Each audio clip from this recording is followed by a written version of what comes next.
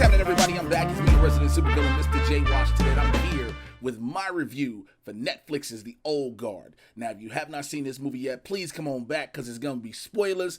I haven't done a movie review in a minute because it ain't been that many movies I thought I wanted to see, but I had to check this out. I'm a Charlize Theron. I'm a fan of Charlize. I'm a fan. So I love her work. So like when I heard this was, I definitely wanted to see it. Then you tell me you got Chiwetel in it. You know what I'm saying? You got Kiki Lane in it. I'm sold off jump. And anything you give me that has action and is involving ancient warriors, I have an affinity for warriors. I love honorable people. So I know it sounds kind of weird. Yo, I'm not a dude that runs around with swords in his crib though. I know ladies, y'all be like, God damn it, I'm always either trying to fuck with a DJ or a nigga with swords. I don't have those. I just got an infinity gauntlet in my house and, Mad Titan. What do you expect? But anyway, first and foremost, I didn't know that this movie came from a comic. I didn't know this comic had been around since 2017, and it was created by Greg Rucka and Leandro Fernandez. I didn't know that. People had told me about it, after the movie came out, and I did some research on it. But I was like, shit, I gotta get the comics now. This movie is dope. Like, to find out Charlize Theron plays Andy Andromache, I can't remember how it's pronounced, a warrior who's been immortal for God knows how long. She doesn't even know how long she's been immortal, and she's recruited other immortals to make this team, and then they finally get set up. Because they've been living in the shadows, if you will. They've been doing their mercenaries to make the world better, per se, or what they feel is better. Because I think Nikki says that at one point. It's what we think is the greater good. And they get set up by Chiwetel Ejiofor's character, a CIA agent named Copley. And he tells them, that some kids and some little girls in Sudan had been kidnapped. And it was going to be a day before they were moved, and if they weren't saved, they'd be dead. And they take the gig, again, spoilers, they take the gig, and upon the gig, they find out there are no little girls. They were set up, and then they're murdered just to prove of their existence to Merrick, who runs a pharmaceutical company, played by Harry Welling. If you don't remember, he was Dudley Dursley in Harry Potter. I was like, yo, why do dude's face look familiar, even though his face already make him look evil as shit? He had a face like the villain. And you see that. And so all these different things happen. And Kiki Lane is a Marine, which, first of all, let me say this. Shouts out to Gina Prince-Bythewood, who deserves all the praise as an acclaimed director for this. Give her a Marvel or a DC movie. Plain and simple. Yes, and I know some people say, well, Netflix superhero movies and big budget. Yes, these movies are. The level of action, the level of detail they're putting into it, these are big budget films. They're just not on the blockbuster tentpole release theater season, which we ain't having no goddamn way because it's all quarantine and everything is video on demand. But give her that. The fact they took her unit, Kiki Lane's unit, who plays Niall Williams, and made her unit that goes into this part in, I believe it's Afghanistan, all women. Strong ass lady Marines, like they badass, like they own it, their calls and everything. And I loved it because we have those in real life. We have badass lady soldiers, women who can topple men in a heartbeat. And we might see them blended in with units, but we don't always see them as the head of the unit or a solid unit. And that's what we saw in this. And that was strong until we see them go infiltrate. And I believe they're looking for a very wanted terrorist. And when they go in, you're trained. The mission was to capture. The objective was to capture dude, not kill him. And so when she saw him, of course, that reaction, they're training, 2 shots, bop, bop. They think dude's dead. She thinks dude's dead, but she's trying to save his life because, of course, again, her objective is Kiki, and this is Kiki Lane's character, Niall Williams, is to save him. And while she's trying to save him, dude pulls out the blade, slices her throat. She bleeds out while another one of her soldiers is trying to put the compress on her neck to stop the bleeding. She bleeds out and technically dies. In the process of her dying, though, Charlize Theron, Matthias Schonartz,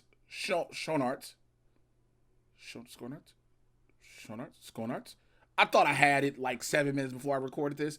His character, Booker, Nikki, and Joe, they dream about her dying just as she dreams about them.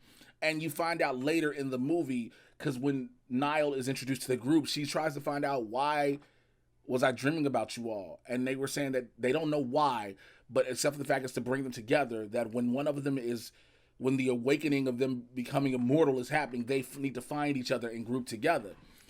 And so you also have it where not only does Merrick, Harry Welling's character, want to get the group of immortals, the old guard, Charlize Theron's group, before Nile to study them to make a wonder drug to help people live longer, because of course that's what Big Pharma does. They want to make things that supposedly help the human race, yes, but at a cost.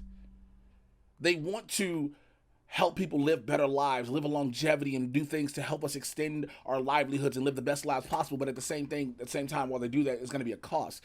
So he wants to steal them to study their blood, their DNA, their bone structure, everything about them, their genetic code. So I say all that to say that after Nile has her situation where she's murdered and she's technically dead, she comes back to life.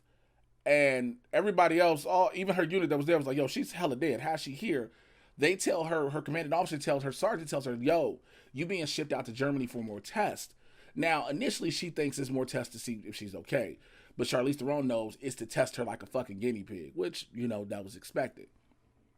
Fast forward, you find out that after Charlize Theron basically saves Nile from dealing with that and takes her on a plane to go to France to meet up with the rest of the crew, the fight they have on the plane is so dope. The first fight between Kiki Layne and Charlize Theron. The choreography in this is amazing. I don't want to go beat by beat, because if I try to, it's too much to cover in a full movie. So much. The fight choreography is dope. One of the best things about this movie, on top of the directory, is the stunt gunplay choreography. Here's what I mean by that. Some of you all who've seen the movie may have caught this. Some of you all may have not. When you see a lot of movies that involve fighting and shooting, you see a lot of times a lot of shots. Like there's a need to just make sure lots of rounds are fired off. Just fired off to be fired off, because supposedly that enhances the action. That enhances the scene and the stakes in that moment, right? Well, if you notice in this movie, there's a lot of times you just see the one quick shot, two quick shots, all shots count. Boy, don't that sound like some other bullshit we be hearing? All shots count, all shots matter. But you see all the shots, they count. So there's not a waste of bullets. There's not a waste of ammunition. Whenever it's done how it should be done in an actual sequence, in an actual gunfight to hand battle, if I guess that's what you'll call it. The fact that they all use their ancient weapons in the very beginning is an homage to the comic, which I was paying attention to. The axe that Andy uses is so fucking dope. Like, there's gonna be somebody. Here's the thing: there are no Comic-Cons for this year, right? So by the time this would have came out, I don't think that many people would have been able to form and fashion those weapons. Let me not say it. New York Comic Con would have had it. But come next year, there's going to be a bunch of old guards running around. Plain and simple. And I'm here for it either way. But to see the battles the way they're done, the story the way it's told, also how Andy is tormented by losing the first other immortal she found, being Quinn. Quinn, because they couldn't die, throughout the ages, Quinn was locked in an iron chamber and the chamber's chained up and dropped to the bottom of the ocean, where she was forced to drown, come back to life, drown, come back to life repeatedly for at the minimum 500 years. That shit is crazy. Even if it's not real, just to hear it in a storyline concept of you drown, then come back to life. You drown, then come back to life. Like, even if you burn, then come back to life, or shot. But they say drowning is the worst fear of people in general. It tops the list, because you are literally feeling your air and your life slip away. I lost a friend to drowning in the ocean, professional wrestler Shag Gaspar, one of my good friends. And that, he gave his life to save his son. And to hear that, it's like, that's fucking just a mental but that the loss of Quinn torments Andy throughout the entire thing.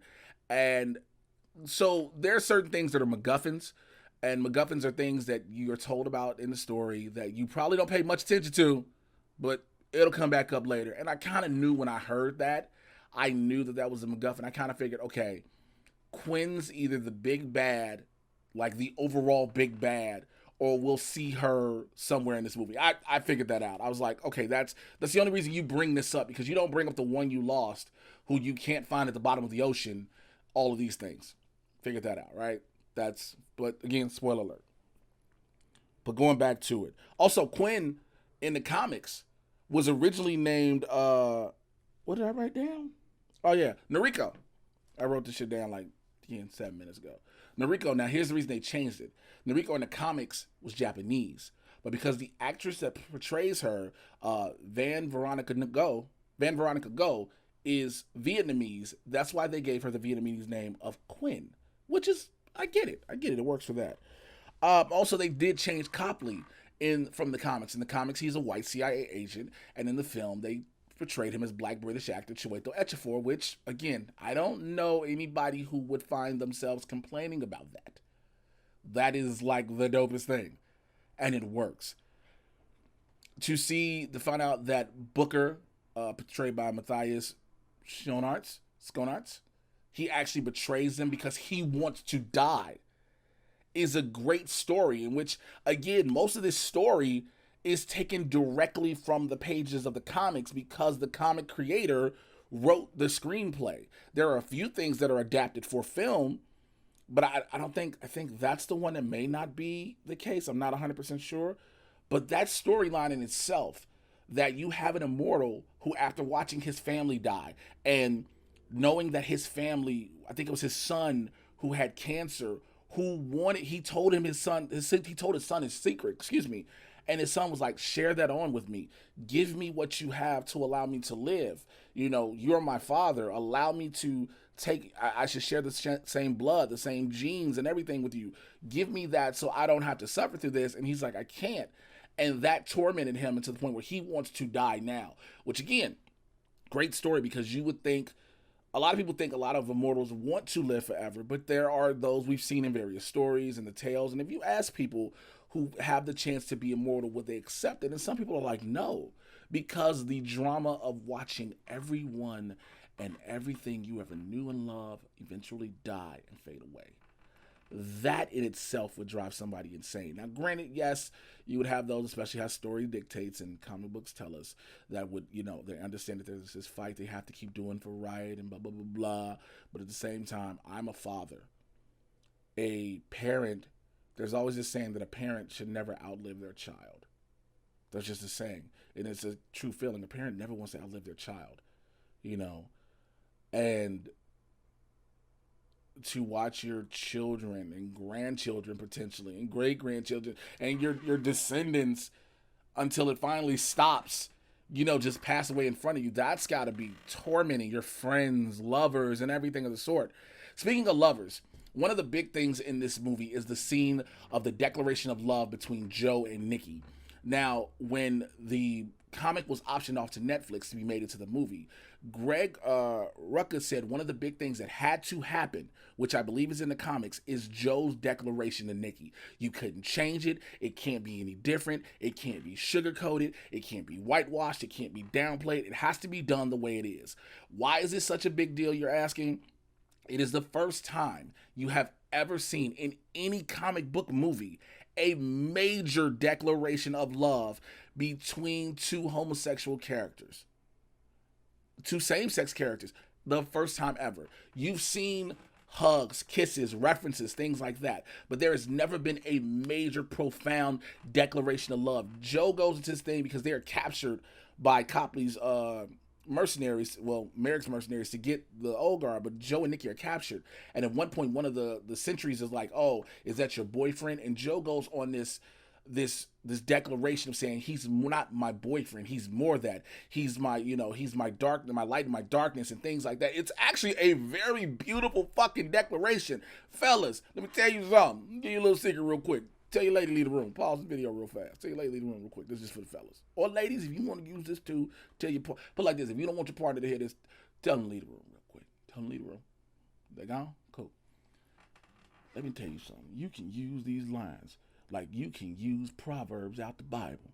Just tell the words the right way. I'm telling you, shit's beautiful. Shit's beautiful. Get you a boom box. If you ain't got a boom box, because of course it's 2020. Get your ass an Alexa, Google Mini, or Beats by Dre Pill, or a JBL speaker. Have that shit playing with some soft, romantic music. Not Lizzo, preferably Roddy Ricch. Not even that motherfucker. Have it play some yoga meditation music. Put a candle, one that you actually have to light and not put a battery in, and just give that full monologue, that full declaration of love. Let me tell you something. You will either A, get laid, or B, get told, get your dumb ass out my face. Because that's all the two things that's going to possibly happen. But nonetheless, it is a very, very beautiful and emotional scene to see how Niall finally accepts who she is. Because she's a regular Marine. She's 20-something years old who's living her life. She's in the service. She's following in the footsteps of her father. And this is what she wants to do. And now she's dead, but she's not dead, and she wants to be able to reach out to her family, her mother and her brother, and she can't talk to anybody, which, by the way, I love to shout out Gina Prince-Bythewood, but like, yo, her family on the south side of Chicago, your boy was like, yeah, Jesus. But to have it where she just wants to live her life, and Andy has to make her realize your life isn't the same anymore. You don't have that life anymore. As much as you may want it, you don't have it, because now you're going to outlive them. And then the thing is, you find out they can't, by the way, forgot to include this, they can die. The thing is, they just don't know how or when. That has to be by far the most terrifying part of ever thinking you're immortal. For the longest, you can get shot, stabbed, exploded with a grenade, all these different things, and you heal and you come back to life, right? The pain is still there. You feel everything that happens. You're not immune from the pain, but you're immune from the repercussions. And you come back to life, right? You're used to this happening. Then one day, all of a sudden, nobody knows the time or place, when or where or how, it just stops. We see that with Andy when she gets stabbed in the battle of the church with the guards, when she takes all these motherfuckers out beautifully. Again, the choreography, the cinematography, and the direction is so dope. Charlize Theron is always made to look like a badass because she is. It's been these movies such as The Old Guard, Hancock, Atomic Blonde, Mad Max Fury Road. Movies like this have enhanced who she is as an action star, not just as an actor. You get what I'm saying? But you see when she gets stabbed with a knife, which normally she gets stabbed, shake it off, boom, she's still bleeding. She's not healing. So she has to get stitched up. Then later, when she gets shot, after you find out Booker set her up to Copley, he's like, well, she'll be okay. And he's like, oh, shit, she ain't healing. Oh, shit, she ain't immortal no more. He knows she's not immortal anymore. She can die. And so then Booker is resentful for making the decision, but it's like, nah, fam, you've been too late. You did what you did. You did your dirt. Also, I love the fact that how after the group finds out Booker betrays them, he has to help them escape and do what they do because they don't want to be lab rats, plain and simple, right? After Kiki sacrificed herself in the dopest way possible, jumping out a window with fucking Merrick through a car and exploding both of them, which I was like, good God. Oh, another MacGuffin. I'll tell you about that in a minute. But the group decides a punishment for Booker, where Kiki was like, Niall was like, yo, I just give him an apology and be good. And Booker's like, she'll learn. They decide that for 100 years, he must be alone. 100 years. He can have other people around him, like regular life people, but he can never have another who's like them. So no one will ever fully understand him. And again, you've lived this long life for this amount of centuries, and those who you've been with for these amount of centuries, you no longer are allowed to be with. It will be torment for him for 100 years. But anyway, let me go back to Niall's sacrifice real quick. I know I've been going all over the place because this movie is just so enthralling. Niall, when she jumps out the window with Merrick to kill him, earlier in the movie, as I talked about, there's a plane fight between both Niall and Andy. And at one point, Andy shoots the pilot. And when Andy shoots the pilot, she speaks to him in Russian. And like the plane seems like it's about to crash and go down because Andy's handcuffed. I mean, she's buckled in with a seatbelt strap thanks to Niall because Niall doesn't trust her. And so Andy's like, oh shit, we might need a pilot. Because Niall's like, okay, so who gonna fly this plane? This plane gonna crash. Now alone she can't do it. Andy was like, I can fly a plane. And she was like, oh, maybe not. I'm handcuffed. We need a pilot. And then now I was like, what are we gonna do? She was like, well, I just told the. She was like, we have a pilot. And now I was like, what? She was like, yeah, I just told him Russian for play dead. Comes to find out, the pilot is an immortal like them as well, which was so fucking cool. The Russian for play dead is another MacGuffin that comes back later in during that scene when it is Andy and Niall versus Merrick. Merrick has the gun and the Andy's axe, excuse me. And Andy tells Niall, do you think he knows Russian? And then Niall remembers play dead. So Niall shoots Andy because, again, he knows Andy's not immortal anymore. Then all of a sudden takes this mod, cuts his throat, jumps out a window, and explodes this nigga's body in the hood of an SUV. Which, first of all, let me say this. If it was his SUV, perfectly fine. Can you imagine being a lowly secretary that works on the 18th floor? You were doing nothing but your administrative duties, right? You are barely making enough to make ends meet. You go home to your lowly apartment by your goddamn self with your cats and plants that none of them really like you. You know what I'm saying?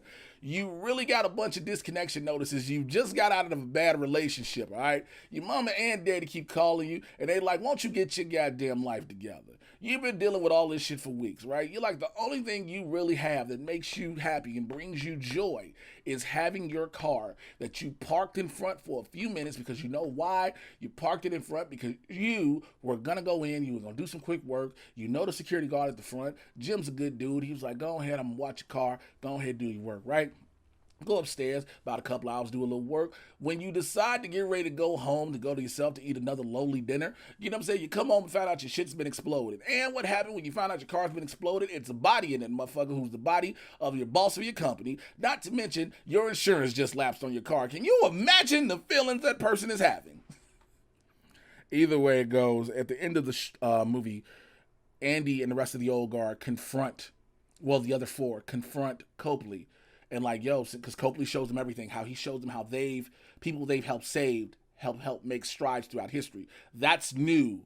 That's the thing that's new that's added to the movie that I did the research on. I apologize. And they show him this, like, the people you've helped have helped history in major ways. And so Andy says, you're going to continue to keep helping us. We're going to continue to do what we do, but you're going to wipe away our footprints. You're going to remove any evidence of us. Everything that we do, no one will ever know anymore. You know, no one will know who we are. This is your job. And then Joe tells Copley, she ain't asking you. I was like, damn. And next thing you know, that sets up for the sequel till we get the post-credit scene where you see Booker 6 months later drinking like a motherfucker in Paris. He opens his apartment and Quinn is standing there in the red trench coat looking all villainous. So which means she's been alive, which again plays to the theory. She's probably been the big bad overall that let people know about the discovery, the existence, of them from the beginning. Now, I know I've been all over the place with this movie. I didn't take notes bit by bit by bit as I was watching to do a whole, here's this moment, here's that moment, here's that moment, here's that moment. Why? Because it was 1 to 3 in the morning when I watched this goddamn movie. Okay? When I finished watching it, when I started watching it, I was like, I'm not grabbing no pen, no fucking paper. I'm going to enjoy the movie. And that's what I did. And it was a great movie. And if I had to give this rating of 1 to 5 stars, I give this joint a 5. Again, Charlize Theron is an amazing action star. This cast is phenomenal. This story is great. I wish I'd have known about it prior to this. And again, I can't wait to the hopeful sequel. And I tweeted this one big thing, and I'm hoping, this is me reaching. I know it's me reaching, but listen, just hear me out. And I know I've talked about this before on Screen Junkies and Collider video, so let me explain when I say it. I hope that out of the blue, somewhere, Netflix all of a sudden tells us we are in the midst of like an adrenaline universe that features 6 Underground, Extraction, and The Old Guard that leads into a big climax culmination gigantic movie. Because these action movies together seem like they could set up pieces. Now again, I know I said before, like I said on Collider, Netflix, and even Nerdist, that we don't need all these universes. We don't always need universes and everything to connect together. We don't. It's just me just saying, like, yo, wouldn't that be dope if it happened, though?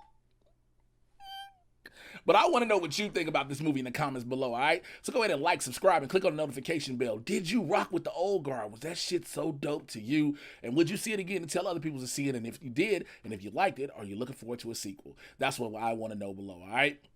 Follow me on Twitter and Instagram at Mr. J Washington. It's MRJAY. You should know how to spell Washington. It's right down there. It's right there. All right. And join the Supervillain Squad on Patreon, patreon.com/Mr. J Washington. It's where I do a lot of things and have a lot of discussions with people that are on my mind that I don't put in my podcast. And my $25 tier is my one-on-one with a supervillain. What that is, a lot of people who have getting a chance, they be like, yo, I know you're busy. I just want to try to talk to you, pick your brain. And I just want to have just like this raw-ass conversation with you. And that's what that is. To show for you showing your support to me, I'm giving back my time. Now, I don't think I'm the best person, the most glamorous person in the world, but I know the biggest thing I can give to people sometimes is time. And so to show my love and my appreciation for your support, I sit down an hour and I talk with my fans or friends, whoever you are on the subscription, if you're at that tier, and we talk candidly, unfiltered, raw, about any and everything you want to talk about, from life, politics, superhero shit, comic book shit, just whatever. We talk about it all. My first interview is up with Alberto Rios, a member of my Supervillain Squad, and because it goes up to the Patreon first for the patrons to see it, and then it comes out to the public for everybody else to see it. So I'll be having a bunch of other those set up soon. So join, and if you subscribe at the regular $5 tier, you become a producer of the Mad Titan podcast, where I get you caught up on all the things happening in the Marvel and DC live action cinematic universes. It's barbershop talk for nerds, so come on in the convo. And Blurs in the Hood every Tuesday, live 2 p.m. Pacific, 5 p.m. Eastern, with me and Winston A. Marshall. We do a whole bunch of wild shit, pop culture, news, entertainment, everything for about an hour and some change. It's a fun show. The live audience is a part of the show, so we want you a part of that as well. Make sure you subscribe here. Subscribe to the channel. I don't want to be them dudes like, hey guys, it's Jay. Before we get to this review, like the video, subscribe to the channel, do all those things. I can't do that. I'd want to shoot myself in the face.